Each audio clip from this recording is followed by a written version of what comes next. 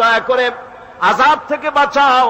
ইন্না আযাবাকা বিল কুফফারি মুলহিক, নিঃসন্দেহে আযাব তো কেবলমাত্র কাফিরদের জন্য, জাহান্নামে নিক্ষিপ্ত হবে কাফেরেরা।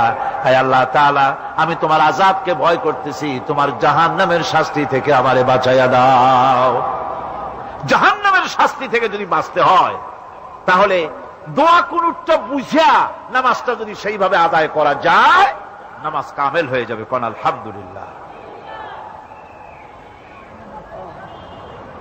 সঠিকভাবে নামাজ পড়ার পরও যদি কোন মানুষের সঠিকভাবে, ভালো করে শোনেন, সঠিকভাবে নামাজ পড়ার পরেও যদি কোনো মানুষ পাপের থেকে না ফেরে, তাহলে বুঝতে হবে একথা, পানি আর সাবান দিয়া কাপড় ধুলে কাপড়ের ময়লা যাবে, কিন্তু পানি আর সাবান দিয়া কয়লা জনমের মতো ধুইলেও কয়লার ময়লা যাবে না।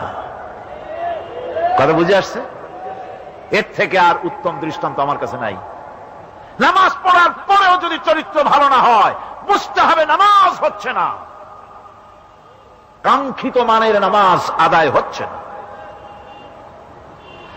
আল্লাহর নবী বলেছেন, যার নামাজ পাপ কাজ হতে ফিরাতে পারলো না, তার নামাজ নামাজি নয়।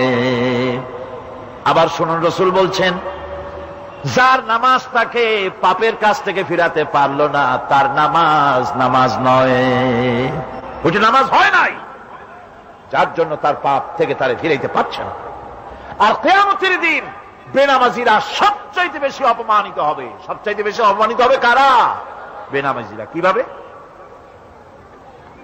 يوم يكشف عن ساق ويدعون إلى السجود فلا يستطيعون। সেদিন কঠিন সময় আল্লাহ রাব্বুল আলামিন লোকদেরকে সিজদা করার জন্য বলবেন, কিন্তু যারা বেনামাজি ছিল দুনিয়ায়, তারা সিজদা দিতে পারবে না। বলেন নাউযুবিল্লাহ। অবস্থাটা কি হবে?